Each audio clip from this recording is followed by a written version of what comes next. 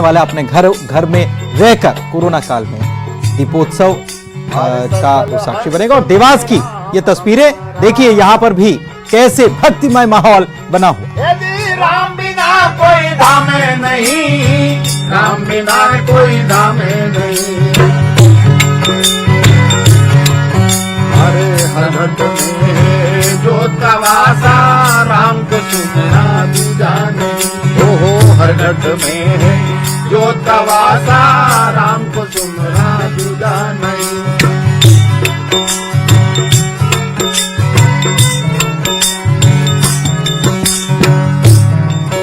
हरे तीन गुण पर तेज हमारा,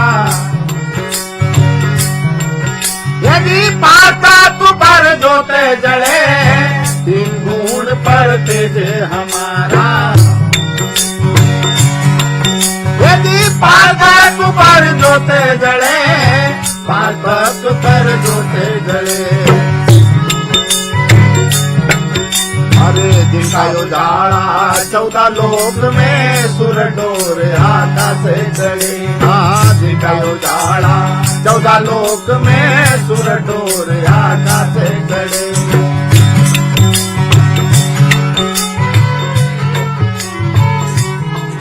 हर सकल हंस में राम विराजे।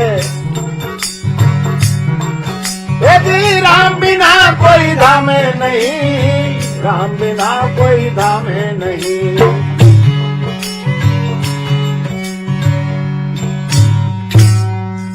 इंग्लिश वाले को सर चाय दे दो।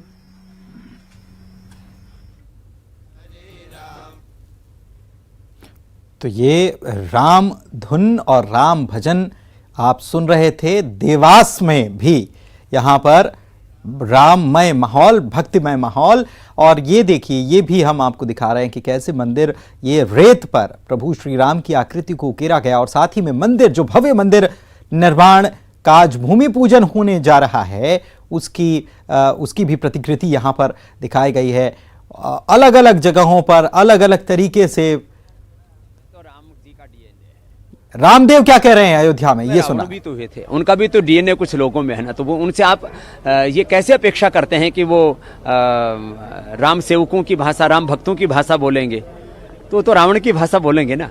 तो राम और रावण का संघर्ष, देवासुर संग्राम, ये धर्म युद्ध तो युगों युगों से चला है और चलता रहेगा। इसलिए उनकी परवाह मत कीजिए। हम राम के उपासक हैं, राम के पथ पर आगे बढ़ेंगे, राष्ट्र के निर्माण के, सृजन के नए सोपान चढ़ेंगे। राम की पेड़ी पे मौजूद है हम लोग, अब इसका भी अपना महत्व है। क्या राम की पौड़ी, हर की पौड़ी हमारे हरिद्वार में है, राम की पौड़ी है। एक एक पैड़ी, एक एक सीढ़ी, एक एक सोपान हमें इस राष्ट्र के निर्माण का चढ़ना है।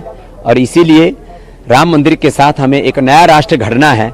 ये संकेत है राम की पैड़ी, नए सोपान, नए उद्यम, नए पुरुषार्थ, नए पराक्रम, शौर्य और स्वाभिमान के साथ जीवन में प्रगति के शिखर चढ़ने का।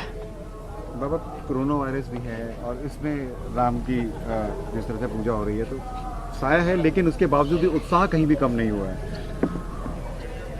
भारत के लोगों की इतनी ज्यादा इम्यूनिटी है और उसको हमने योग करवा कर के और बुस्ट कर दिया है। गिलोय, तुलसी, काली मिर्च, हल्दी, अदरक, दालचीनी, मुलैठी, और अब तो हमने स्वासारी सुबह सुबह खाली पेट खाओ, कोरोना खाने के बाद में खाओ, और अपना जो है कोरोना को पानी पिलाओ। ठीक है, हो गया। तो कोरोना से कैसे बचें ये भी बताते हुए बाबा रामदेव, और साथ ही में बता रहे थे कि इस ये युद्ध, धर्म युद्ध जो है, ये हमेशा से चलता आया है और हमेशा धर्म की विजय होती आई है। तो इसको लेकर भी वो अपनी बात कह रहे थे। साथ ही में देखिए, ये दो तस्वीरें, एक भक्ति की तस्वीर, एक सुरक्षा की तस्वीर। एक तस्वीर ये बता रही है कि सुरक्षा भी जरूरी है, कोरोना काल है, सुरक्षा के इंतजाम पुख्ता करते हुए। और दूसरी तरफ भक्तिमय माहौल, संगीत से सुसज्जित भजन शर्मा बंधुओं का। रंग संत जन पूजे भूमि भवन निर्माण को।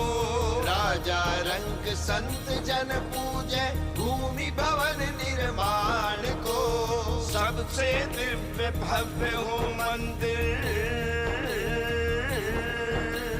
सबसे दिव्य भव्य हो मंदिर, जहाँ विराजे राम लला, राम लला हो राम। तो अयोध्या पूरी तरह से भूमि पूजन के लिए तैयार है। अलौकिक क्षण का इंतजार किया जा रहा है और वो क्षण बहुत करीब अब आता हुआ, क्योंकि प्रधानमंत्री कुछ ही देर में रवाना होने वाले हैं। दिल्ली से रवाना होंगे, फिर वे लखनऊ पहुंचेंगे, लखनऊ से फिर हेलीकॉप्टर से वे अयोध्या आएंगे। अयोध्या आने के बाद सबसे पहले वे हनुमानगढ़ी जाएंगे, वहां पर वे शीश नवाएंगे और वहां से इसके बाद वे राम जन्मभूमि परिसर में वे प्रवेश करेंगे। और यहाँ पर एक अभिजीत मुहूर्त जो खास तौर पर जो कुछ सेकंड्स का ही है, उस मुहूर्त में यहाँ पर वे नींव रखेंगे और भूमि पूजन यहाँ पर वे करने वाले हैं और इसके बाद उनका संबोधन होगा।